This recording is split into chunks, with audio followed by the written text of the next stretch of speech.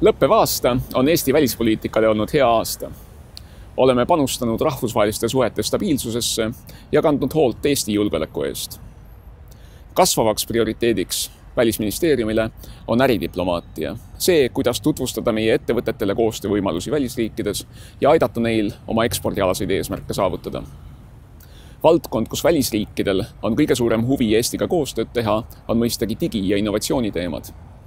Meie diplomaatide abiga on näiteks Eesti infotehnoloogia ettevõtjad jagamas oma kogemusi ja teadmisi 17 Aafrika riigis, kokku 37 projektiga.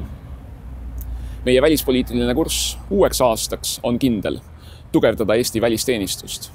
Meie diplomaadid on Eesti julgeoleku eesliiniks ja oluliseks toeks meie kodanikele ja ettevõtetele kogu maailmas. Iga uus saatkond aitab meil oma kodanikke veelgi paremini kaitsta ja teenindada. Hiljuti taas avasime saatkonna Ungaris ja juba järgmisel aastal avame saatkonna Araabia Ühendemiraatides ning lähiaastatel ka peakonsulaadi USA läänerannikul. Avatavad esindused annavad võimaluse pakkuda meie ettevõtjatele koostööd välisriigi partneritega ja Eesti kodanikele tõhusamat kaitset ja toetust.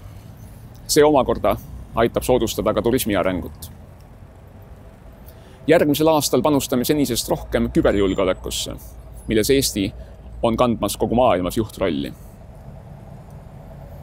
Septembris nimetasime ametisse Eesti esimese küberjulgeoleku erivolitustega diplomaatilise esindaja, kelle ülesandeks on olla teistele maailma riikidele teenäitajaks digijulgeolekus. 2019. aastal jätkub ka Eesti kandideerimine ÜRO Julgeolekunõukogu mittealaliseks liikmeks aastateks 2020 ja 2021. Julgeolekunõukogu liikmeks olemisel paraneb märkimisväärselt Eesti võime kaitsta meie huve ja väärtusi ühes kõige olulisemas rahvusvahelises organisatsioonis. Eesti Vabariik tähistas sel aastal oma 100. sünnipäeva. Sügisel tähistas oma 100. juubelit ka Välisministeerium. Seega oleme me ainuke Eesti riigi asutus, mis on töötanud vaheaegadeta ja järjepidevalt alates 1918. aastast. 100-aastase Eesti diplomaatidel on ka tulevikus sama oluline roll, nagu oli meie vabariigi sünnihetkel. Kohustus seista Eesti riigi püsimajäämise ja meie inimeste eest. Soovin teile kõigile rahulikku jõuluaega ja teguderohket uut aastat.